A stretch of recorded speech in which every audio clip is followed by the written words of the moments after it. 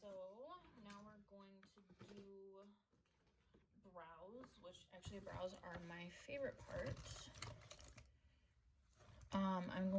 I use this Maybelline Brow Ultra Slim. It actually has like the little, with the, oh my god, the brush thingy on the end built in. And I use them, I actually use like 3 different colors, depending on how dramatic I want my brows to be. So for brows, I actually, it would probably be easier to do like this. For brows, I usually use like a compact mirror to get really close to my face. And then, yeah, you can see what I'm doing. Okay. So what I normally do is I draw a line on the underneath of where I want my brow to go. Okay, so I start with that solid line. And then on the top, I do the same thing, but lighter, like lighter hand, so that the line isn't as dark. And the thing you want to follow with this is that naturally the shadow will be on the bottom part, so it'll always, your lash will always appear darker on the bottom. So you can already see the difference. And then I also add in some vertical and horizontal lines to make that really full. And I have a really weird habit of bringing my brows down kind of far because I like them to look dramatic. So let me show you what this looks like before I blend it. Like if I was gonna go out somewhere, you'd be like, you look like a ventriloquist dummy or something. So that's what it looks like before they're brushed out. And actually, you know what? I will, since I'm doing them, I will do the other one. Also, one thing I actually really like about brows is that you decide what shape they're gonna be. Like, I can have like super dramatic squared brows. I can have really thick boss bitch brows. I can have roundish brows. I could even make sperm brows if I wanted. But I really do. I know that it's like not cool anymore, but I like having my brows like squared. Obviously, like not this sharp, but doing the same thing where I add the top line.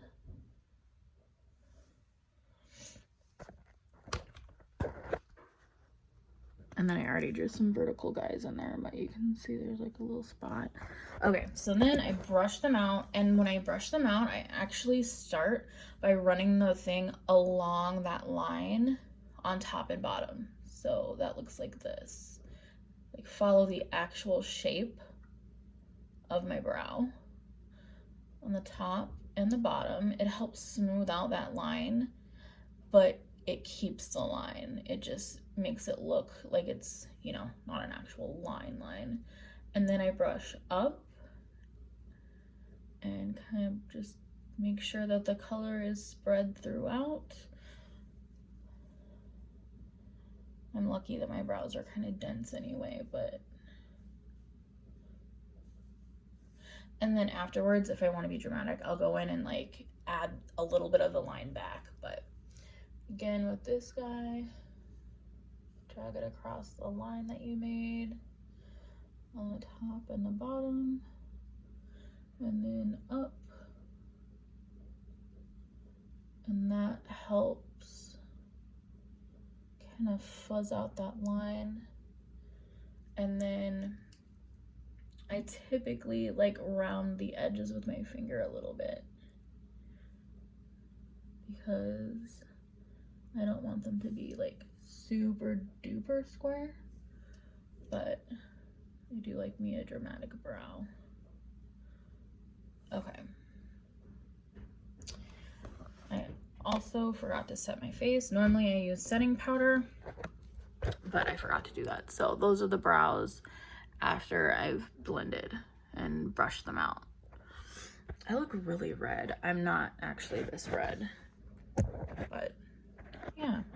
Okay, so brows are done. Let me put this back. Oh, fuck it, I'll leave it. Okay. So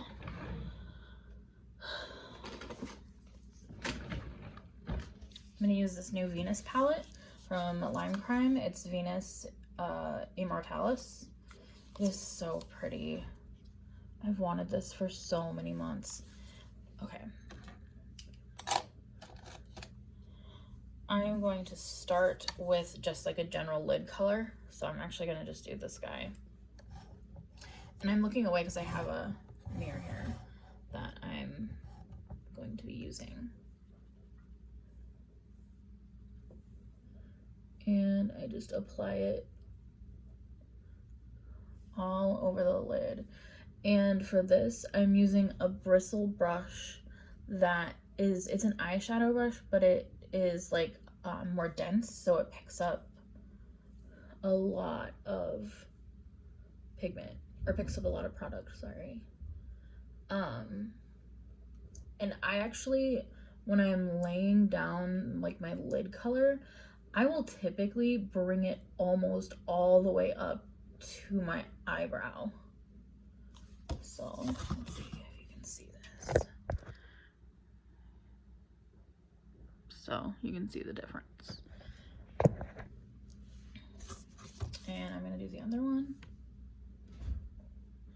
Make sure the entire lid is covered, and I also do the corners. I start off with something light in the corner, and then I darken it if I want to, but these days I seem to kind of like highlight the corners just because I really like the way it looks. Again, bringing that up really high. And this is a really natural color too, so you don't have to like worry about like it being too high. Okay. Now, oh god, I gotta clock back in for work. Oh god, stay with me. This is not part of the plan. Oh my god. This wasn't supposed to take this long.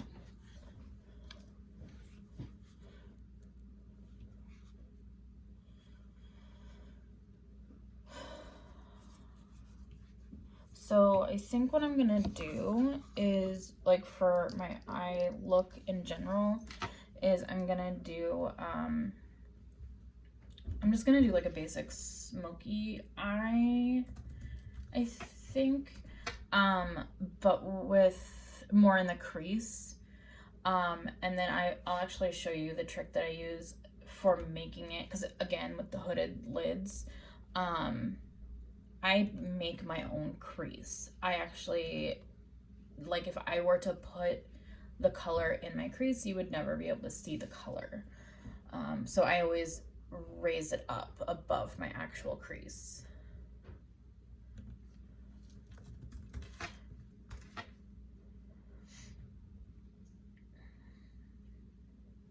I'm so sorry. If I don't clock back in for work, they beat me. They beat me. Just kidding, just kidding. Come the fuck on. I love how I'm like clocking in just to clock in. Like, I'm not gonna do work. Okay. Ooh, Lord. Okay. Back to the face. So I am going to start with this ash color, and then this, this ash color, and then this one, which just seems a little counterintuitive because usually ash is kind of like a blue, but I am going to use silver glitter and white to highlight, so it should work. And for this, I prefer using a brush like this which as you can see is, where's that thing that they do really works? Does it work? Bitch? No. But it's like one of those flat, like more dense bristled brushes. And it's nice because it can get in the crease. And I wonder if I can get you like kind of close. I'm just bend down while I do it. Okay, so this is me creating a crease where I don't have one. So you can see like where my crease is when I do that. But I want my crease up here.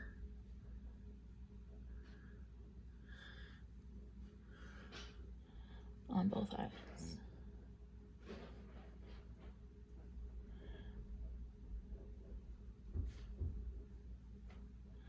So this is the one that you have to be more concerned about bringing it up too high. But I mean, it's on makeup, so we can just wash it away. It's not a big fucking deal.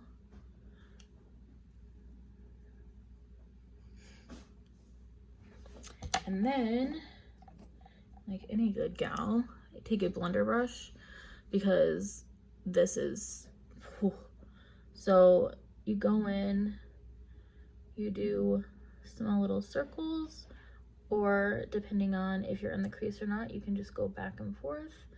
Smooth that out on both sides.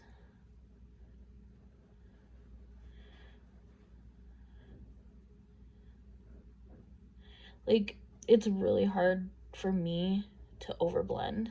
The only time I would say underblending has been a problem is or overblending has been a problem is if I have put on too many, or not too many, but if I have, you know, 3 or 4 colors on the lid, sometimes the color can get a little murky. But if you're not going to be doing colors like that need to be kind of like show a separation, it's really, really difficult to overblend. So you can really see how that's like definitely not my crease.